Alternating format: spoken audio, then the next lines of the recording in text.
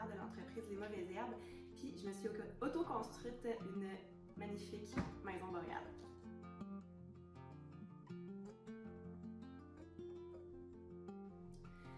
Oui, en fait, il a commencé avec un besoin d'avoir une maison dans un endroit très spécifique, près de l'école de mes enfants. Il y a eu un terrain qui était en vente, juste à côté de l'école. Fait que je suis sautée sur l'occasion, puis ce terrain-là était très spécifique, très mince. Puis moi, j'avais des délais très serrés. Fait que, à force de fouiller, j'ai réalisé qu'il existait produits boréal, puis ça répondait vraiment à mon besoin pour pouvoir l'auto-construire moi-même, mais aussi pour pouvoir faire ça rapidement. Puis en plus, ben, au niveau du look, ça répondait vraiment à ce que je cherchais.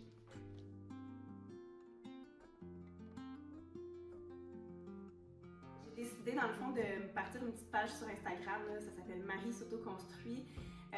J'ai décidé de documenter ça parce que c'est quand même rare, je pense qu'on voit des mamans solo entrepreneurs qui se lancent dans un projet de fou de s'auto-construire une maison. Fait que je trouvais que ça pouvait être intéressant. Moi, j'en avais pas vu, puis j'aurais aimé ça pendant le processus, pouvoir aller chercher des références, puis voir l'expérience des autres. Fait que je me suis dit que c'était une bonne idée de partager tout ça avec les gens.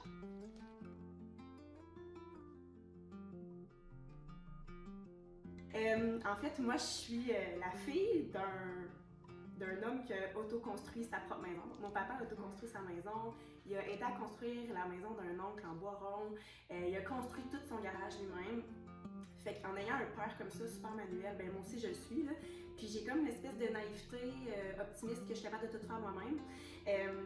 Fait que pour moi, quand j'ai vu le terrain qui était en vente dans l'emplacement que je voulais, c'était comme une évidence qu'il fallait que je me lance là-dedans. Puis mon père a été une clé essentielle à mon projet. Il a embarqué avec moi là-dedans pour m'aider à la construire.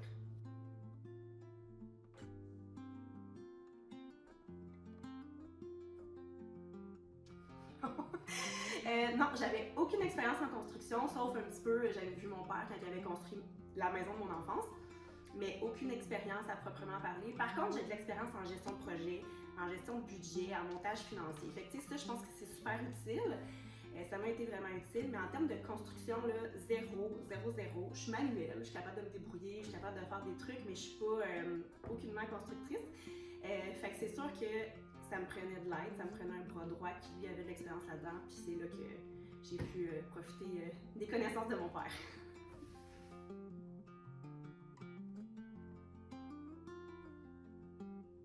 Le show m'aidait, quand je l'ai vu sur votre site web, juste le look, c'est lui qui m'a attiré l'œil en premier. Puis il se trouve que c'était aussi lui qui fitait dans les marges minimales de mon terrain, parce que j'ai un terrain qui est très mince. Fait que ça me prenait une maison quand même petite, assez mince, puis optimisée. Puis moi, je suis une accro de la lumière, là, puis la Chaumédé, disons que je suis gâtée en termes de lumière. Des fois, je peux me faire bronzer dans mon salon. C'est vraiment, je l'adore. Puis c'est ça, fait que c'était une question de grosseur, le look, ça me faisait un peu penser à un petit chalet un peu scandinave, puis ça, je capote là-dessus. Et aussi le budget, c'était parmi, à l'époque, en tout cas je sais plus si c'est ça maintenant, c'était parmi celles qui rentraient le mieux dans mon montage financier avec mon terrain et tout. Là.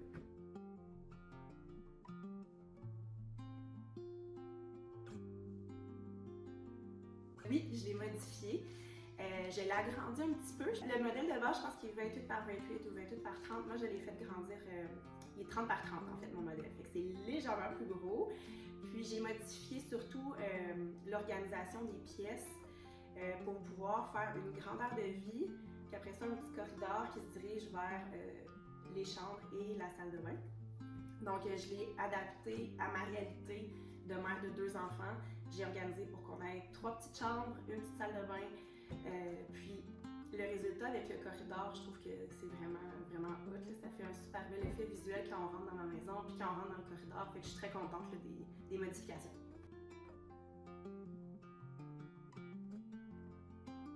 Bien, ça m'a permis de m'approprier le projet, surtout parce que je pense pas que j'aurais pu m'auto-construire une maison standard dans les délais que j'avais. Avec les connaissances que j'avais, le fait que ce soit une maison un peu bloc Lego, ou je sais pas si on peut appeler ça comme ça, ça ouvrait l'opportunité pour ce projet-là pour moi. Fait que c'est certain que ça, juste la manière de construire, ça m'a permis de me l'approprier. Mais aussi juste le fait que ça soit tout en bois, il y a vraiment quelque chose de... Je me sens comme dans ma petite cabane en bois, je me sens très connectée avec la nature. Puis aussi, un élément vraiment, je trouve, qui est primordial pour moi, c'était de ne pas venir tout déboiser mon terrain. Puis le fait, les produits boréales nous permettent quand même d'être assez minimalistes en termes de matériel ou de machinerie quand on fait le chantier. J'ai pas eu à faire rentrer des grues. Tout a été fait avec des échafauds de base. Puis j'ai pu garder l'essentiel des arbres sur mon terrain. Fait que tout ça, ça fait en sorte que j'ai créé vraiment quelque chose qui était intégré dans la nature. Puis ça correspondait là, à mes valeurs.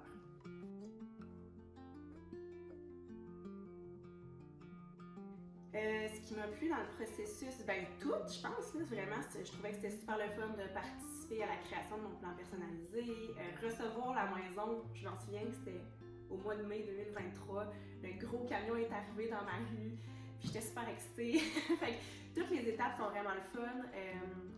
C'est sûr que c'est complexe, je veux pas comme vendre non plus un rêve, c'est un gros projet, c'est beaucoup d'énergie, c'est beaucoup de complexité, c'est de l'arrimage de corps de métier quand on le fait tout soi-même. Là. Puis c'est aussi un montage financier très très très serré qui n'est pas toujours évident. Mais sinon, tout le reste, pour moi, ça s'est tellement bien passé. Malgré un été vraiment de pluie, là, ça a été intense. On n'a pas eu de délai. J'étais arrivée dans les temps. J'avais besoin d'avoir un toit sur ma tête et sur celle de mes enfants fin octobre. C'est ça qui est arrivé. Fait que très contente.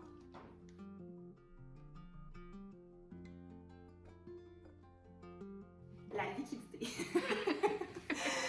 Le cash flow, qu'on dit en business, ouais, la liquidité pour moi c'est ça le plus difficile. Puis particulièrement quand on fait avec des kits préfabriqués. Ça c'est pas propre à Produits Boréal, mais je pense que c'est propre à toutes les maisons préfab.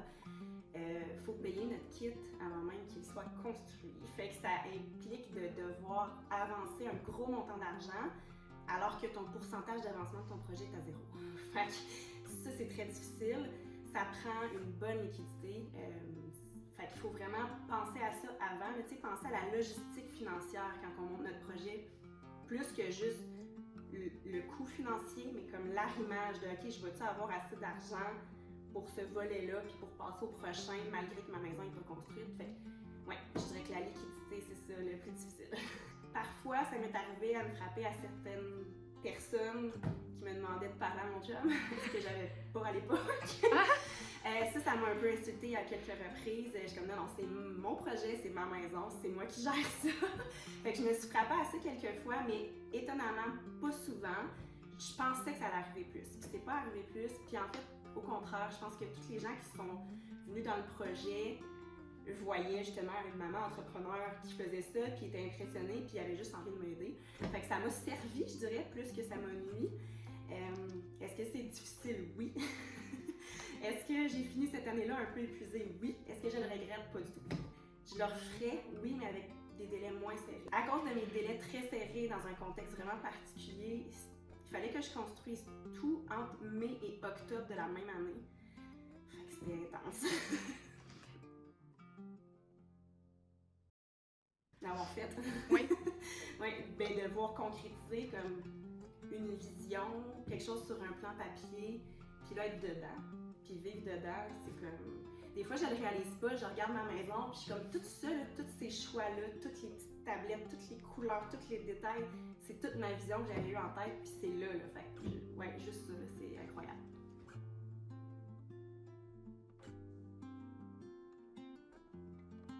J'ai eu des moments de doute tout le long. Je pense qu'il faut être à l'aise avec le fait qu'on va douter, on va se remettre en question tout le long. Ça fait partie du processus. Il faut comme partir avec, justement, pas avoir l'attente que tout va être fluide. Je pense qu'il n'y a aucun projet de construction qui se passe exactement comme on le prévoit. Il faut prévoir qu'il va y avoir des revirements de situation, des bâtons dans nos roues.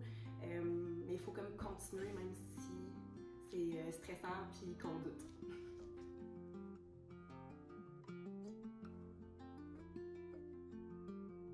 Il y en a souvent, ils me croient pas au début. Quand je dis ça, c'est moi qui l'ai construit. Ils sont ben voyons, oh oui, c'est moi qui l'ai auto-construite avec mon père. Fait que souvent, les gens, ils me croient pas. Puis après ça, ils sont souvent très impressionnés.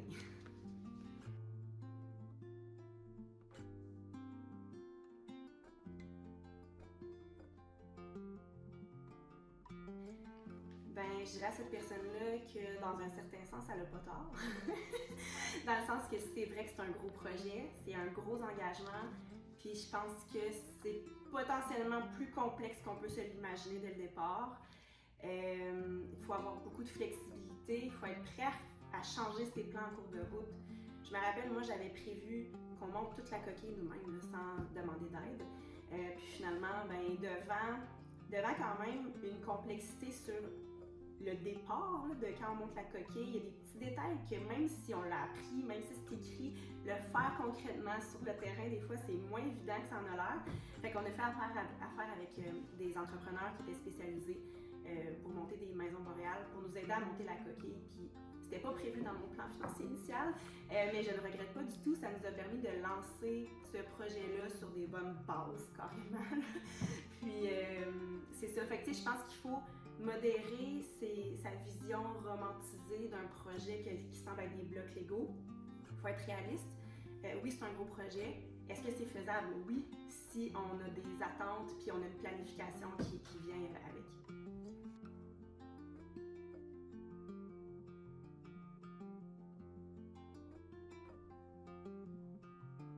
Je pense que la manière de passer au travers quand on gère plein de dossiers, plein de chapeaux en même temps, c'est le réseau. J'ai eu énormément d'aide. Ben, mon père a passé énormément d'heures à construire ma maison. Ma mère aussi, c'est elle qui a toute fait la peinture de A à Z, dehors, puis plein d'autres affaires. Elle a toute peinture en dedans aussi. Puis ma famille, j'ai eu des oncles, des cousins qui sont venus mettre la main à la pâte. Puis dans mon entreprise, ben, j'ai eu mes partenaires qui ont aussi repris beaucoup de choses pour m'aider, pour me décharger. Fait que je pense que ça prend, ça aussi, il faut le prévoir, là, ça va prendre beaucoup de place. Même si on dit « Ah non, je vais faire ça à temps perdu », non, ça prend beaucoup de place dans une vie. Il faut comme être capable de mettre un peu sur pause des éléments pendant quelques mois. Évidemment, je ne pouvais pas mettre de côté mon rôle de maman, mais c'est ça, il a fallu que je tasse d'autres choses pour me permettre de construire.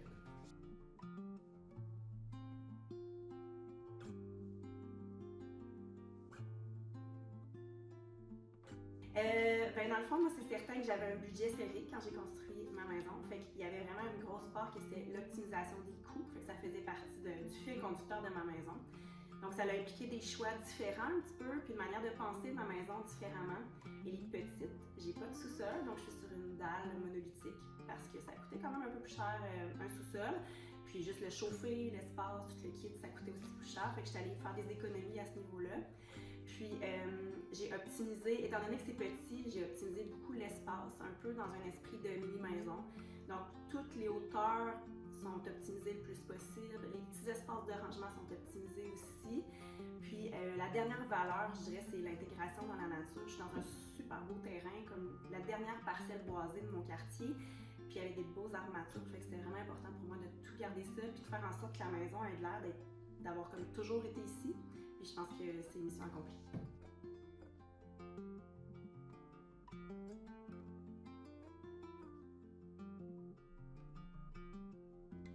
Oui, tout à fait. Là, je pense qu'il y a peu de produits qui existent sur le marché justement qui permettent d'être sans machinerie lourde. Produits Boréal permet ça. Je pense qu'il existe aussi peu de produits sur le marché, autant tout en bois, puis en étant quand même accessible, là, mettons qu'on compare à une maison réellement en bois rond. Là. Fait qu'il y a comme un beau mélange de modernité, de naturel, de minimalisme dans la construction, puis aussi de tellement innovant dans la manière de construire cette maison-là. Fait que oui, je pense que ça répondait super bien là, à mes valeurs à ce niveau-là.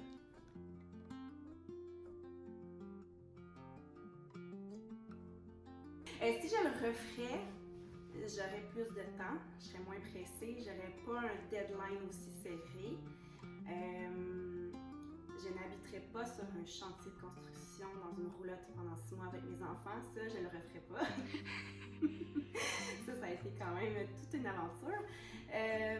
Puis refaire, ben, tout le reste, là, la construction, je la referais comme ça s'est passé. C'est sûr que je planifierais d'avance dans mon budget de l'aide d'entrepreneurs, ce qui n'avait pas été prévu. Puis c'est ça, je planifierais un peu plus de délai entre les différentes étapes parce que c'est sûr qu'il va y en avoir. J'ai eu à passer par une dérogation de la ville, il y a tout le temps des délais. Fait que, de se planifier une échelle de temps beaucoup plus longue et beaucoup plus flexible, c'est ce que je ferais de différent, mais sinon, je ne changerais rien d'autre.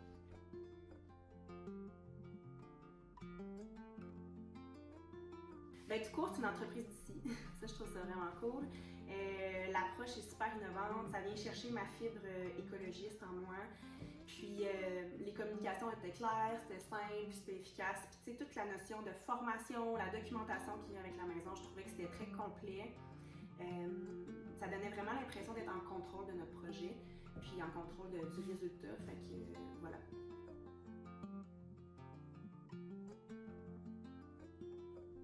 Ben, je lui demanderais en fait de l'expérience en construction. Puis si la réponse est non, je lui dirais est-ce que tu vas être accompagné de gens qui ont de l'expérience en autoconstruction. Je pense que de se lancer avec aucune expérience, c'est vraiment un pari assez risqué, ou du moins ça prend beaucoup en anglais, du guts là. Fait que si on n'a pas d'expérience, il faut s'entourer de gens qui en ont absolument. Puis sinon, ben, si c'est des gens qui ont déjà de l'expérience là-dedans, je pense que c'est une belle occasion d'essayer quelque chose de nouveau, un nouveau type de construction qui fait tourner les regards. Il y a carrément chaque semaine des gens qui ralentissent devant chez moi pour regarder ma maison.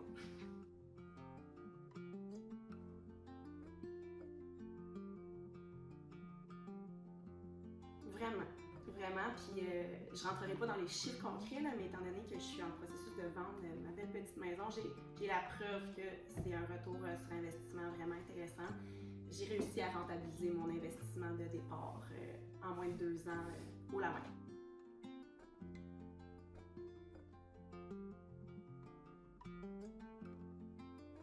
Ben, j'espère qu'ils vont sentir le même feeling de petit cocon que je ressens. C'est comme vraiment une petite bulle. Je me sens comme dans ma petite cabane en forêt. Ça vient chercher l'enfant intérieur en moi. C'est chaleureux. Puis c'est comme tout est là. C'est petit, mais tout est là. J'ai un petit foyer. J'ai la thermopompe, j'ai le plancher chauffant, j'ai comme tous les éléments luxueux, mais dans un petit package tout cute, tout en bois, chaleureux, mais en même temps moderne. Fait que j'espère qu'ils vont se sentir chez eux, qu'ils vont se sentir bien, puis en même temps qu'ils vont sentir qu'ils ont comme tous les petits éléments, les petits plus qu'on apprécie là, dans le quotidien.